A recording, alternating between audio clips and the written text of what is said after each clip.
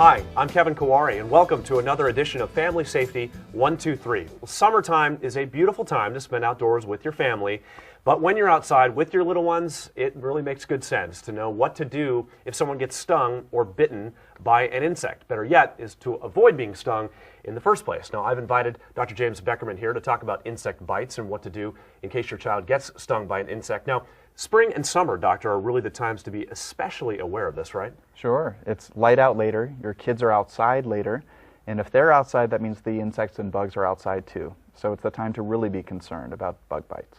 So, doctor, I know in our yard you never know what you're going to find. So are there certain bugs and insects that we should really be specifically looking for? Sure. The good news, most insect bites and spider bites aren't that big of a deal, but some of them can cause allergic reactions or have poisonous venom.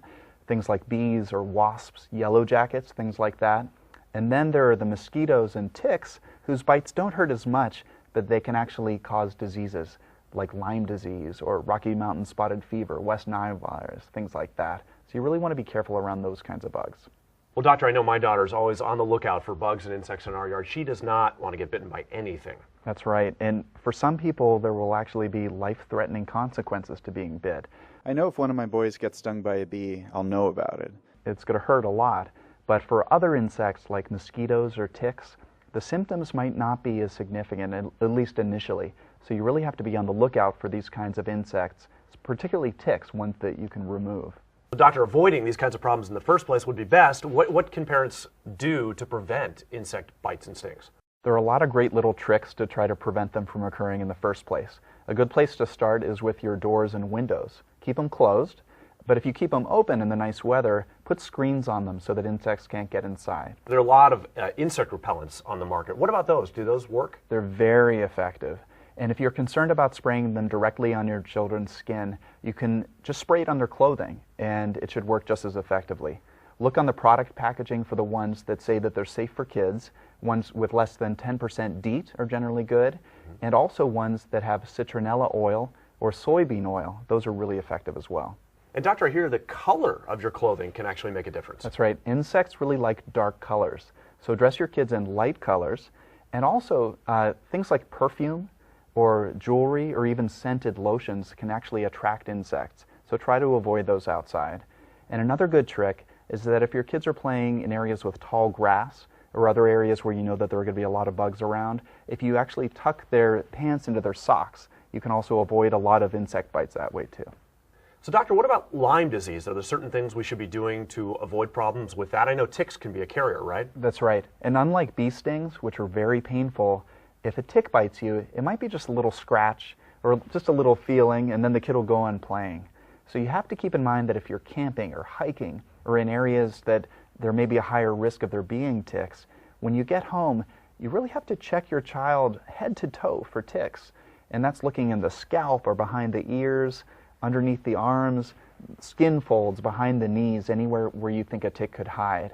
And if you find a tick, get a pair of tweezers and gently pull it off.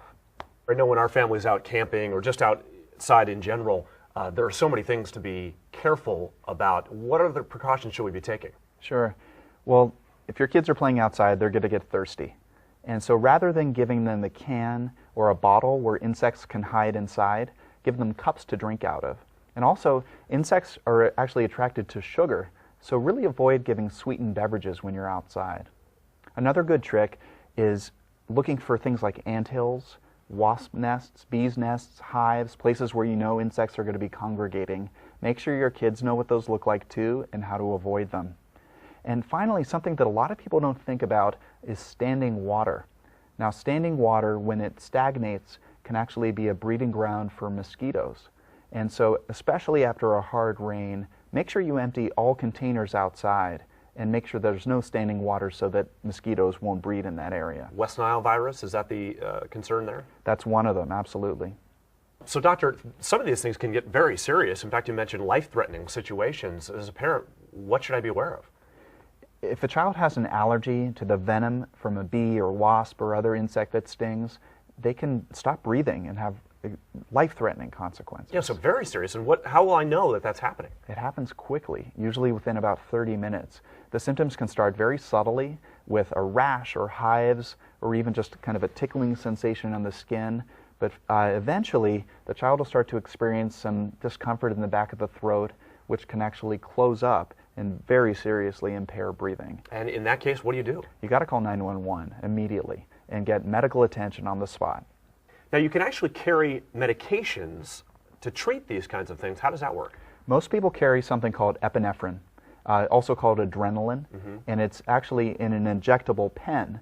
And that's what delivers the most effect, especially during these life-threatening situations. And a lot of kids will be treated with corticosteroids or antihistamines for some of the other symptoms as well. And the key thing about this is if your child needs an epinephrine pen or other medications, any adult caring for the child needs to know where these medications are and how to use them. Crucial that whoever is in charge of the child knows how to use these things, but how do you get them in the first place? They're all from prescriptions. And so if your child has these reactions, then the pediatrician or other physician should be prescribing medication. Dr. James Beckerman, some great advice. Thank you so much for being with us. So My pleasure. Let's get to the three main points here. Number one, use screens on your doors and windows to keep insects out. Number two, use insect repellents. And number three, know what to do if your child has serious reactions to bites and stings. So if you're ever unsure of what to do in the case of a bite or sting, contact your emergency services at 911 or Poison Help. Take care and be safe.